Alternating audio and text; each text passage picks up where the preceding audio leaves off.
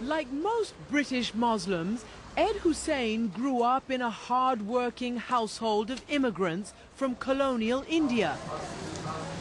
As a child, his parents would bring him to pray here at the moderate Brick Lane Mosque in London's East End. But they could never have predicted the journey he would later take into the heart of radical Islam. Ed, what makes a young teenager from a pious Muslim household become a radical? In my case, I think initially I was duped. It's a slow, gradual process, developing ideas that were confrontational, that were radical, that were extremist. Nobody questioned me other than my parents. Tired of their questions, he ran away from home at 16 and immersed himself in political Islam that was taught here at the East London Mosque. I bought this book here, and it's prominently displayed there, attached to the mosque. The book Milestones is by Syed Qutb, who advocates using Islam to seize political power. We have realized that attacking the non-believers in their territories is a collective duty. So it's being sold as a religious duty to kill innocent people on the basis of their religion. And Qutb's ideas still form part of weekly lectures at the mosque. So here's an event linked to Syed Qutb Maududi here at the East London Mosque on a weekly evening. The author Qutb, for example, of this particular book is the same man who is an inspiration to bin Laden and Ayman al-Zawahiri and others. So these are the godfathers of Al-Qaeda. Those running this mosque declined to answer Ed's criticism. But back then, Ed was soon searching for something even more radical, like this message of Muslim separatism. We can just about read it, stay Muslim. Stay Muslim, don't vote. It's to prevent Muslims from becoming part and parcel of the system here, but to keep them separate.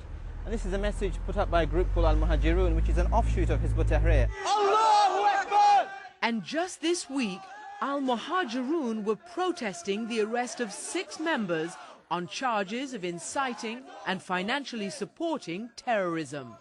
It's the ideology which is to remain separate from mainstream Western political discourse. And that ideology was the next stop on Ed's road to radicalism. You joined Hizb ut-Tahrir? Yes. Which is what as an organization? They like to call themselves a political party. They're a group of individuals who have members right across the world who are dedicated to overthrowing every single Arab government, every single Muslim government, and setting up an expansionist global state in the Middle East. And in their words, it's a launch pad for a jihad to go out to other countries. So it's basically creating an Islamist empire. And they operate here in England? Absolutely. Openly? Openly, in large numbers, on university campuses to this day. Ed says he was a campus recruiter for Hizb ut-Tahrir, whose long-term goal is a sort of United States of Islam, a caliphate, ruled by fundamentalist Islamic law called Sharia, just as it was 1,000 years ago. It was here that I and extremist organizations in the mid-1990s and even now found it easy to recruit because people in these parts of Britain don't have a clear identity as to who they are, whether they're Asian, whether they're Muslims, whether they're British. We claim that India, for example, was Muslim land to be conquered again by the army of a coming caliph. That was the sort of rhetoric we were putting out, and nobody questioned us. So we went to question the spokesman for Hizb ut-Tahrir, who openly admits they are working towards a caliphate. Today the Muslim world is a very unstable place. Under Islamic rule, under the caliphate, there was stability even in Palestine. Jews, Christians, Muslims lived in harmony under an Islamic political order. What you say sounds, reasonable, but clearly your methods are suspect because you're banned in just about every country that exists, except for this one. No, we're not at all. Though let's be clear that it's the tyrants in the Muslim world who are afraid of the revival of the masses. And as for the British government, if Blair seeks to ban us, he's going down the same road as the tyrants in Egypt and in Sudan. We've obviously talked to some people who've been inside the group and members of the group, Ed Husain, for instance. Well, Ed Husain was never a member of Hizb ut-Tahrir. We need to have our facts very clear. So you're denying that? That Ed Husain was a member of Hizb ut-Tahrir, absolutely. And as a recruiter for Hizb ut-Tahrir? He was not a member.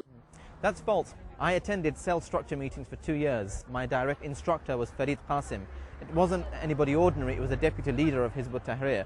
I radicalized this entire college. In 2 years, there were Muslim women walking around in veils and face covers, Muslim men going around putting up posters. What turned you off this strain of Islam that you were propagating?